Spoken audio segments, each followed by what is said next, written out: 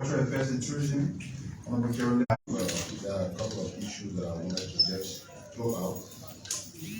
And the first is that by this evening, the President, His Excellency Joseph Nkrumah Boaka Sr., will address the nation.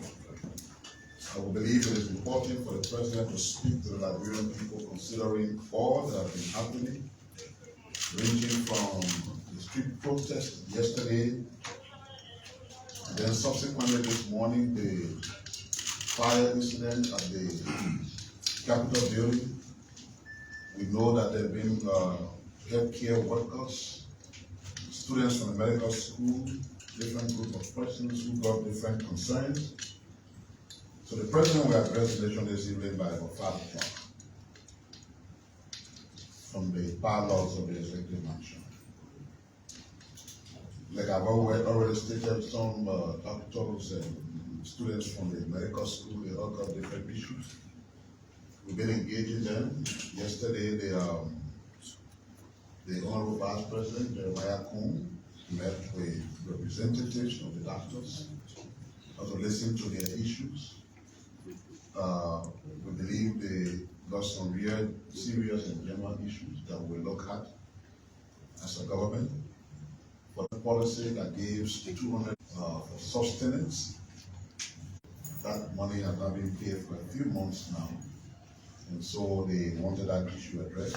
This morning, we were at the home of the President. We met with them, the National Security Advisor, myself, Senior Advisor to the President. We all met with them. And eventually, they had a very short time with the President before he left his home. So it is to say, as a government, we are much more responsive and responsible to deal with our citizens. When they have issues, we give them attention and look into what their issues are. That's what a government should do. We don't just tell people, that what they are doing or saying may not be important. And so we're giving them the attention that they need, so that whatever the issues are, we can dialogue together and be able to find a solution.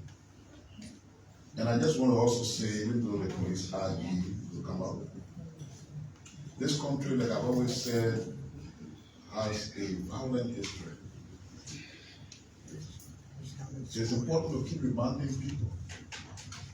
The president, the sitting president, was overthrown and killed like a primitive animal.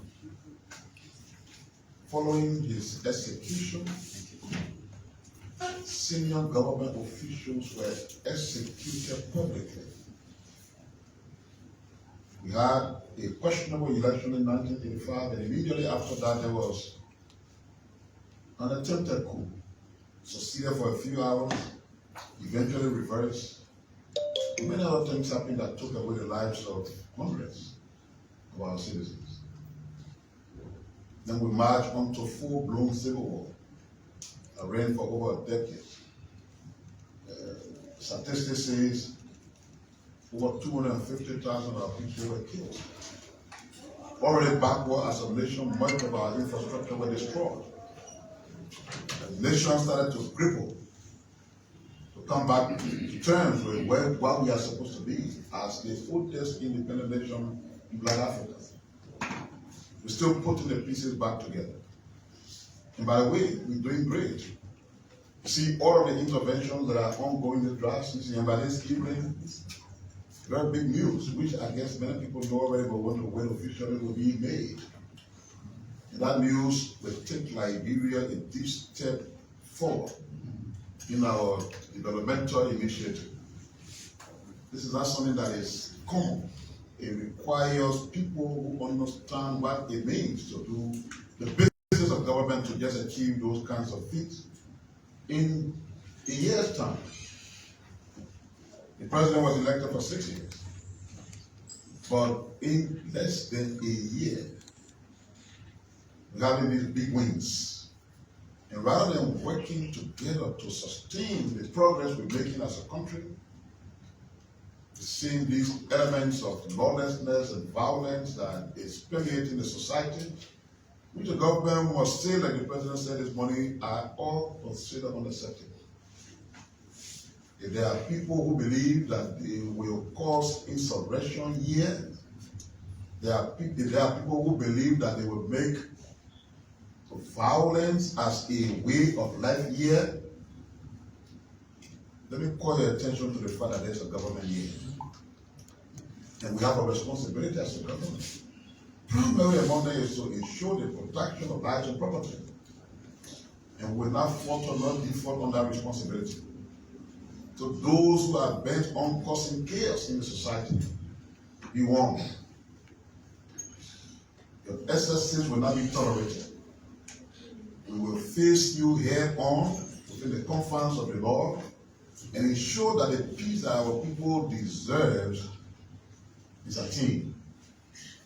Just as you think you have the right to do the things you say you want to do, others got their right to move around freely, go about their normal businesses, before somebody trying to obstruct what they want to do. We do not have space for violence because the history that we have as a country, as it relates to what has happened here, is something that should keep all of us walking in chalk now. And you media, you have a very serious role to play in all this. Sometimes we things happen that everybody will see. And you see some media outlet creating a different scenario. And you wonder, where did they see that from? Are we not supposed to, as the fourth estate, yes, help to communicate with your work? Are we not also supposed to be concerned about the peace and security of the country? Are we supposed to be conducting ourselves in ways just to prove that we are a tough media entity? The toughness of a media institution rests in the credibility you bring with the information you put on. Now with the regular behavior of unleashing insightful comments, caring less about what will happen here. You don't care whether this plane goes into flame. And some of you, not all of you, to a general level, the media has been doing excellent. But there are some who say, no matter what happens, whether you do good at your business, we continue to paint everything black and ugly. This is unfortunate. So we're pleading with you. We're not in the business of trying to stifle the media. We've been helping you to grow. In fact, in just a few months here as minister, we showed the registration of 37 new media institutions. So it means we want to see the media space to expand. But at the same time, we are appealing to you to be mindful of the fragility of the situation of our country and conduct your media business in ways that will consolidate the peace rather than undermine the peace. This is my humble appeal to you, because I know some will jump from there and say the Minister of Information is threatening the media. I can't be giving you lessons to operate in your dozens and be threatening at the same time. So when we appeal to your consciences, the role of the media is to just report the truth, nothing but the truth. People say they have something they call ABC. They say you should be accurate, you should be balanced, and you should be credible. That's media. That's sensationalization and insightful activities. So we plead with you to allow yourself to be guided by the standards and ethical principles of what a media entity should be. Think about the ordinary people who got nowhere to go. Think about what will happen to them when chaos erupts and they are stranded in a circle of violence, and do that which is proper for the survivability of our country. Having made these few comments, I would like to the National Police Conference who will address you.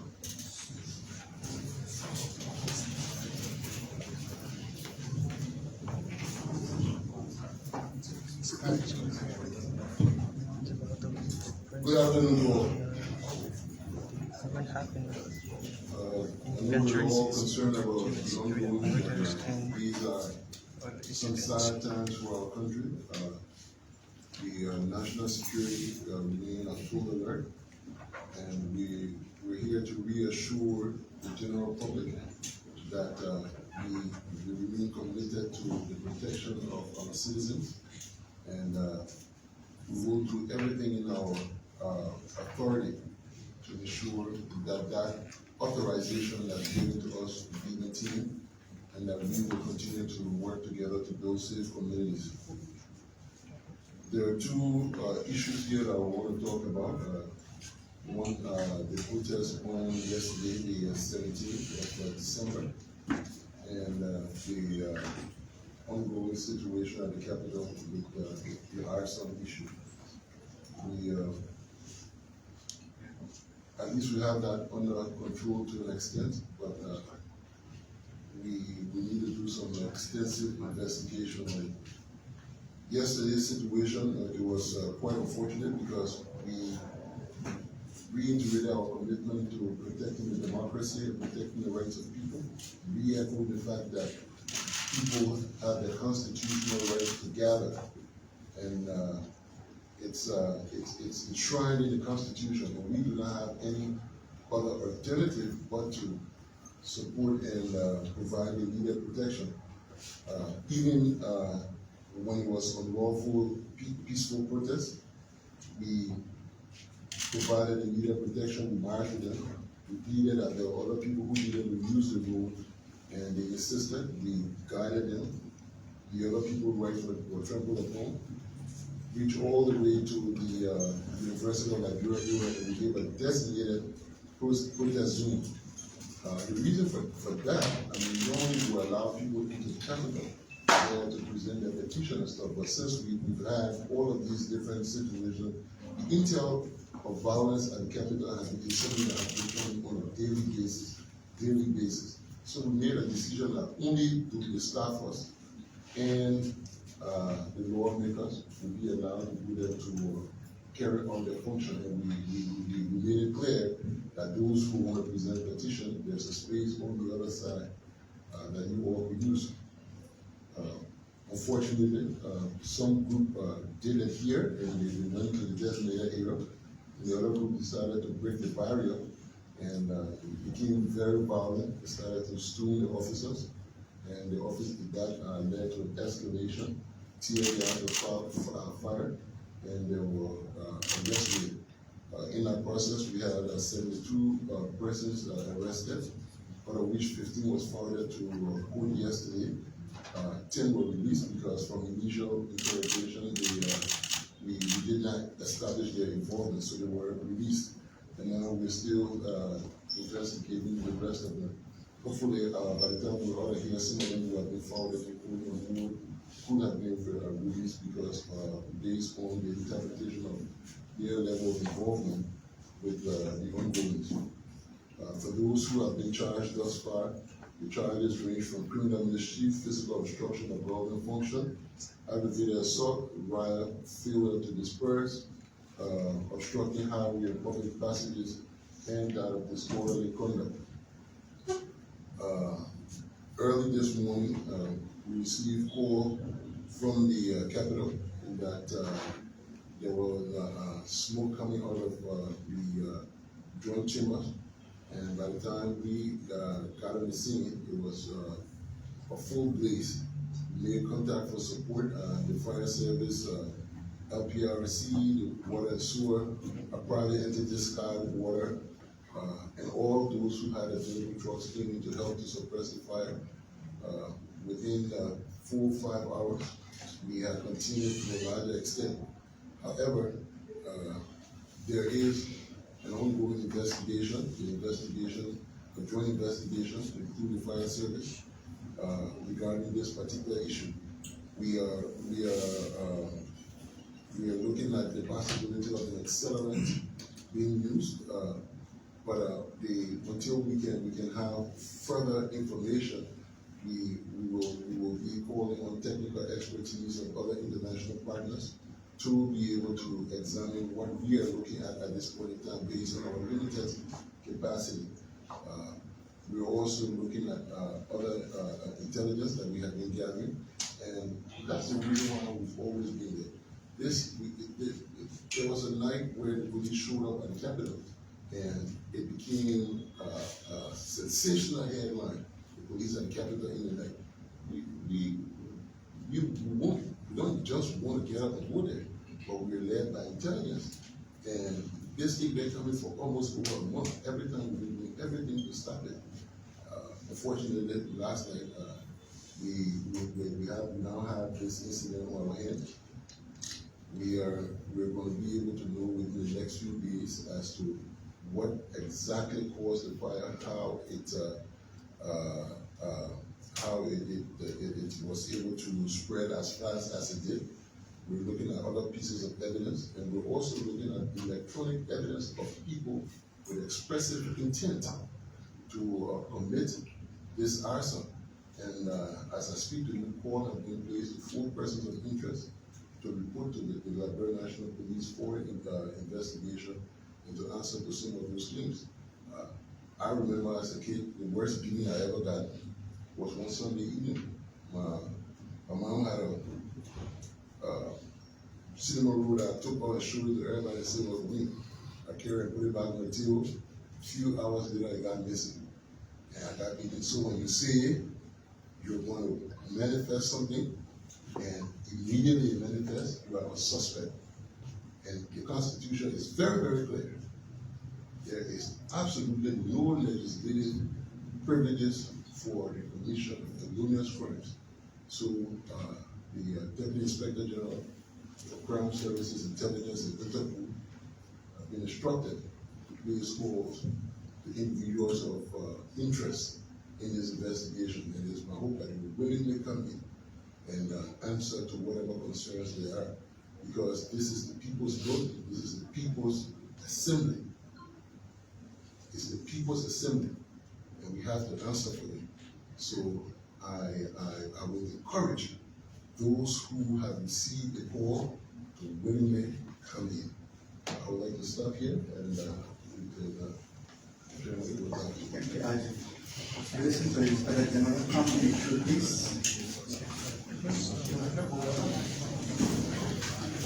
So I will see you coming in numbers. The ID will do 3 questions at a time and address them before we take a number 3. Please come forward. Want to ask questions? Please introduce yourself. Come forward. Okay, my name is Afonso Kalama. I write for the People newspaper. Come on, 1 second. There's a major information that was left on the say. So the government of Liberia is announcing a $5,000 bounty for those with credible information as to what happened at the capital.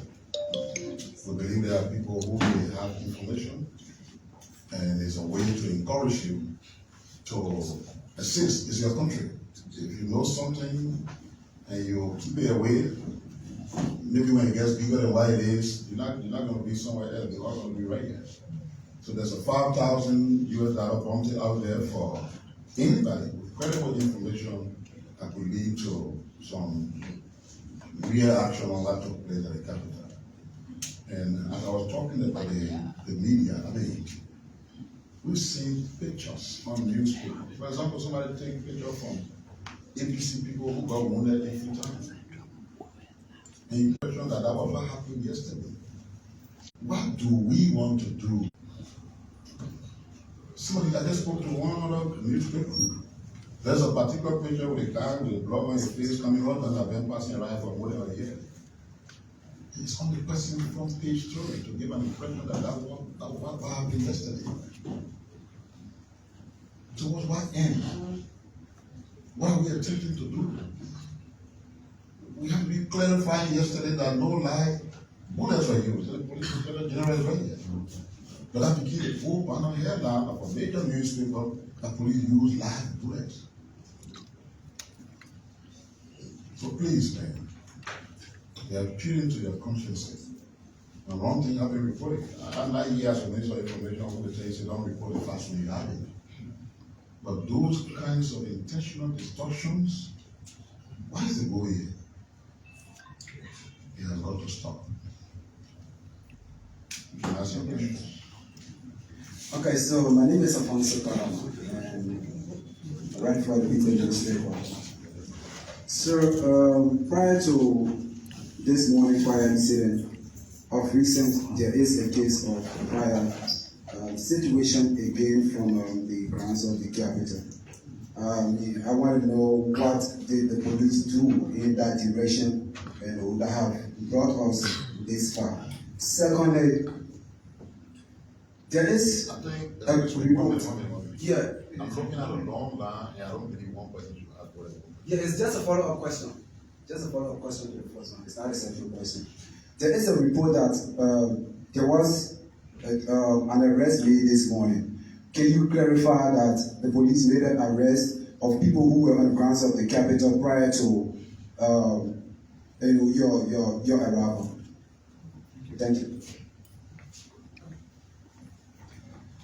Good afternoon. My name is Moses Gazi from BBC. Last evening, while surfing on social media, Representative Gray alleged that a huge number of citizens who were arrested by the Liberian National Police and taken to a new location. Would you mind clarifying that? Then the next one has to do with, you said you invited some people of interest. And I know that Representative Foko has been trending on social media, same as a word used alamo by the Baptist speaker for Nati Kofa. And they're part of the people of interest. And so, folks, my name is Chief Boa, and I report for Today Live Television. Chief, basically, my concern has to do with the police authority working along with the police who are assigned at Capitol Building, and how are they working? What message have you put in place that journalists who are assigned on those scenes can cooperate with security personnel who are assigned? Because from the incident, there have been so much who between journalists and security apparatus who are assigned at the Capitol Building. Is there any measure put in place for journalists?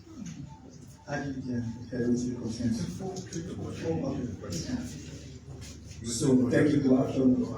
I'm Andrew B. I have reported for OCM Radio 4.5. Honorable RG, this morning following the fire incident that occurred at the Capitol Building, there is an unconfirmed report that 4 persons were arrested from the office of Honorable Frank Safoko, District of Manam.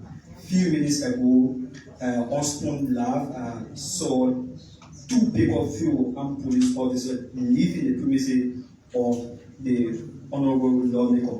What are the person what are the police officers who are the premises of Frank Safoko? Thank you.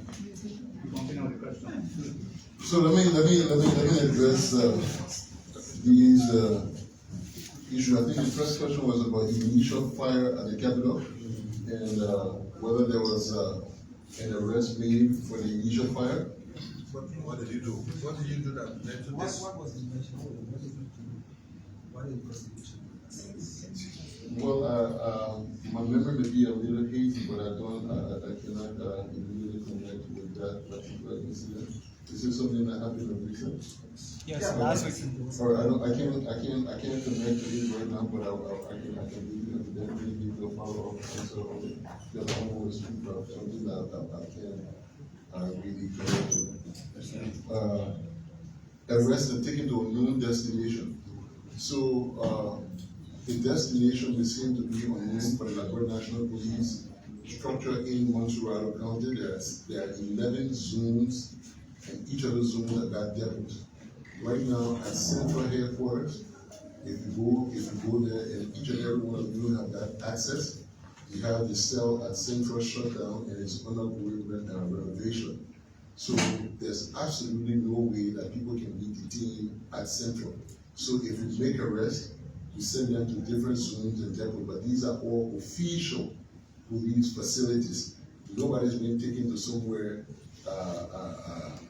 outside of our legal detention areas. So if for any instance you're looking for someone who you believe was arrested and you went to Central, they will tell you exactly which zone or depot to go to be able to speak to that person.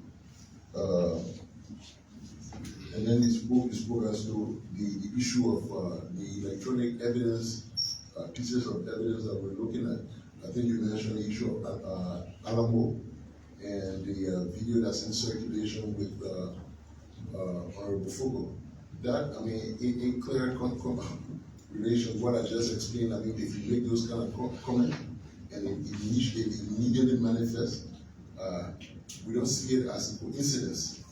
I mean, for us, until we can clear all doubt around it, we will investigate it. So this particular comment as well is one of the pieces of the electronic evidence that we're looking at. So yes, that we're looking into that very, very seriously. We don't take it lightly.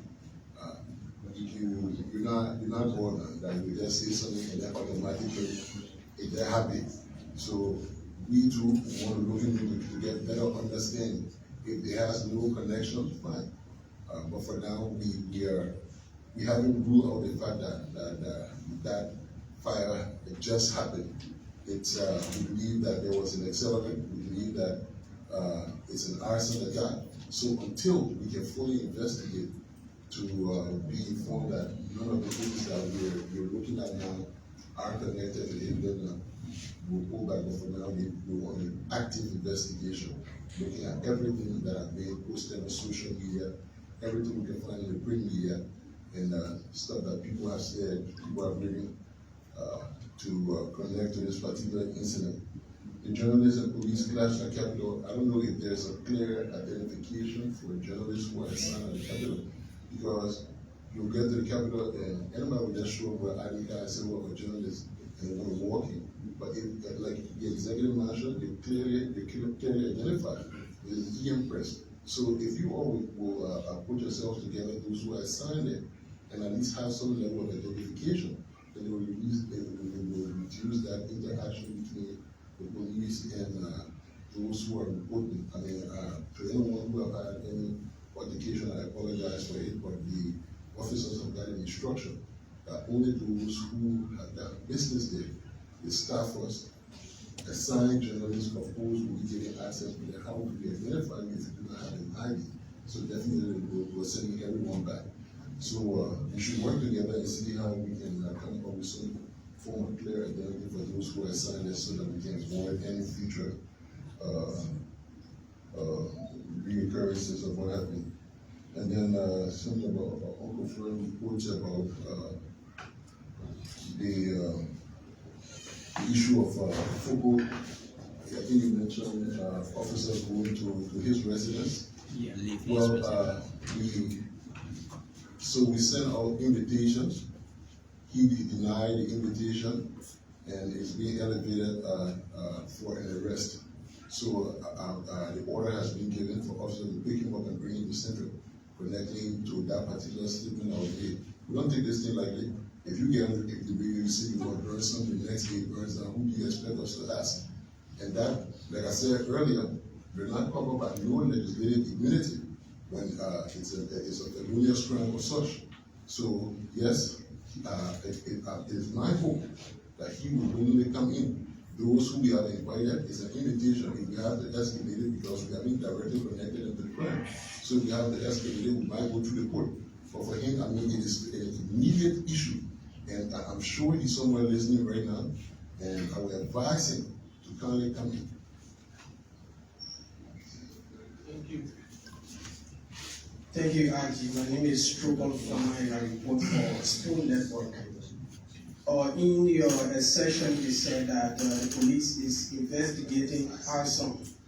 That means arson is something that is deliberate, criminally done, to set a property ablaze. You want to confirm to this body that the investigation you are currently doing is an arson attack on the Capitol. Why should I be investigating by 100%? I tell you how it has all of the elements associated with arson. So until we can clarify the doubt to say, okay, no, this is not an arson attack, we will treat it as such.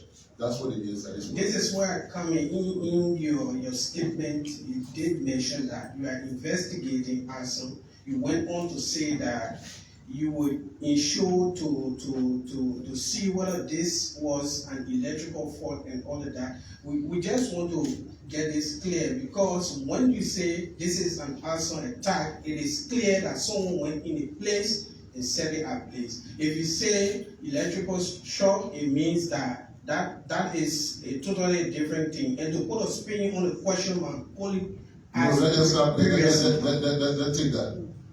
The issue here, the particular scene, it has all of the elements associated with arson. So what we do in this case, we're not approach it as if it is, a crime has not occurred. We treat it as such until we can clarify all of the doubts and everything around it. So for now, it is an arson investigation. If we find nothing, so be it. But we will have to use all of the elements that we use in engaging the investigation when we're looking at an arson attack.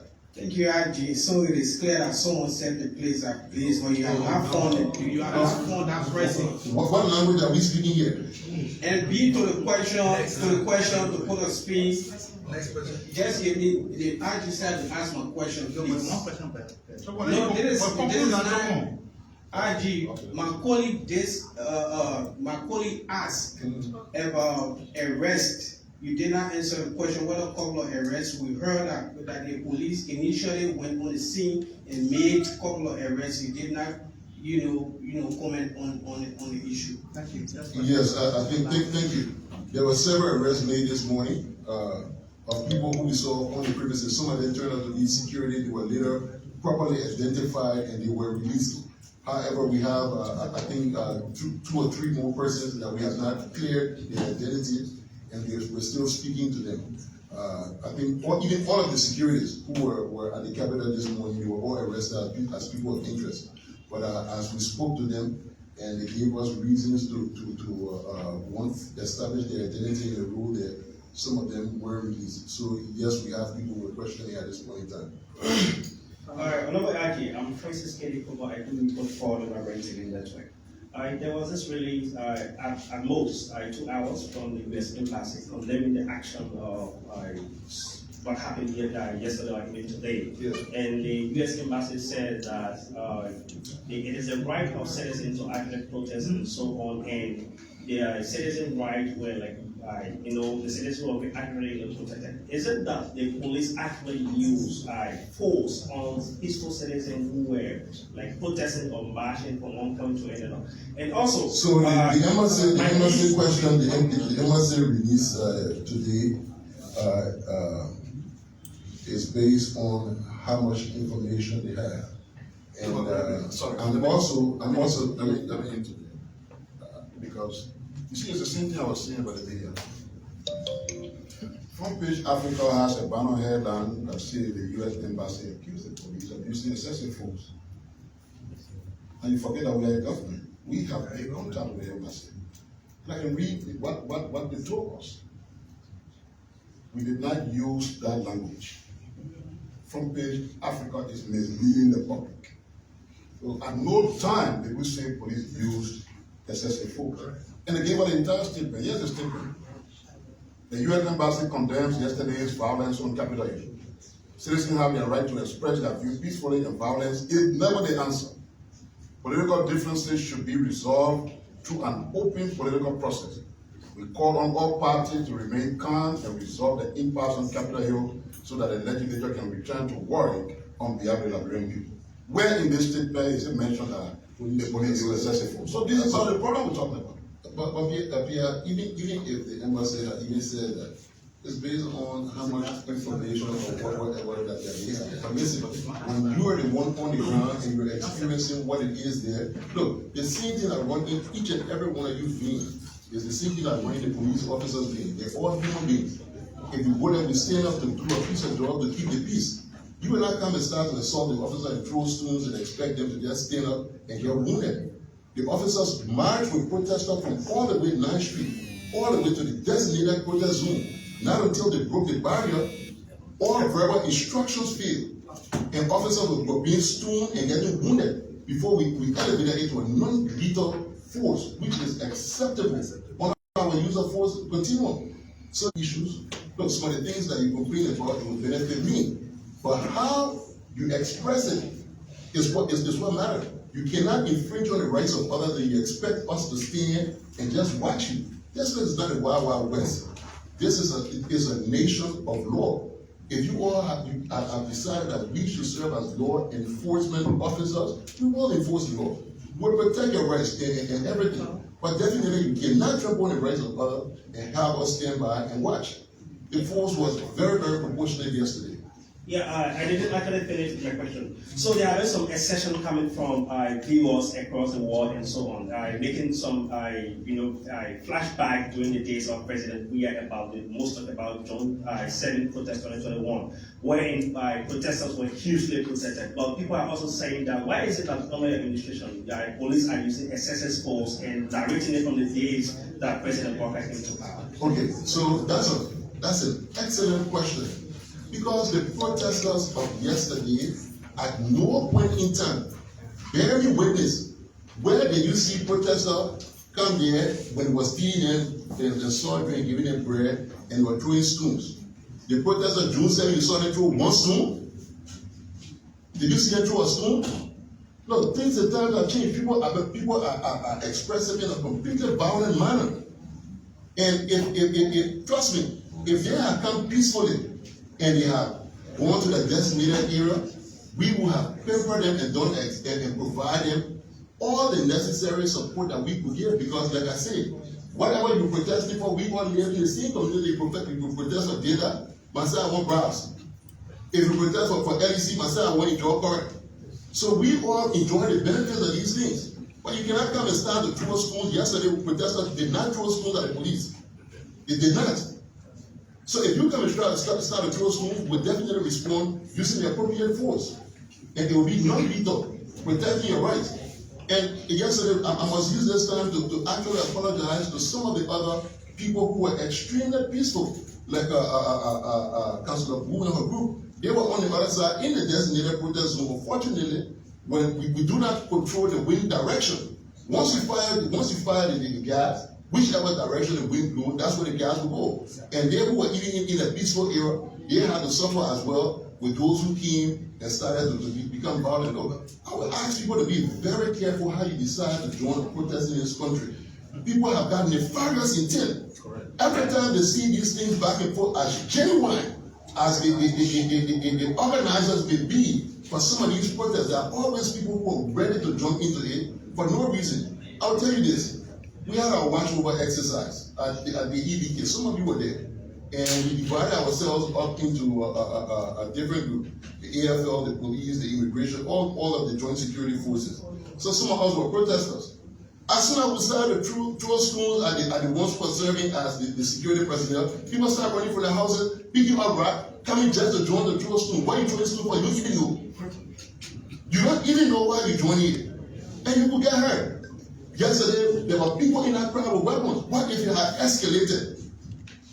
What if it had escalated to the point where someone fired a weapon? And look, let me tell you, they got people with plans in some of these protests to shoot one of the very protesters to make it seem as though it was police who killed the person.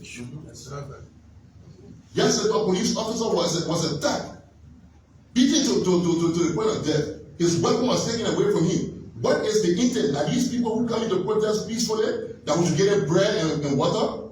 Hell no. The force was very proportionate, and every time you come with that kind of aggression, definitely we'll have to make sure that we disperse the crowd. Please, if you are peaceful, we've been working with groups from the university trying to set up designated protest rooms. People got a genuine issue. People must be able to gather and express it. But violence is not the means. And then somehow, the only thing we're all concerned about is the effect. As if police came from their house yesterday, people were in Bible study, all of them singing Kumaya, and the dead king start beating it. No. We're here to protect your rights. And please, listen, let's support. Look, if we do not hold together as a nation and move beyond party lines and try to develop this, we will never go anywhere. If you have 50% polling power, 50% polling backward, we're going nowhere.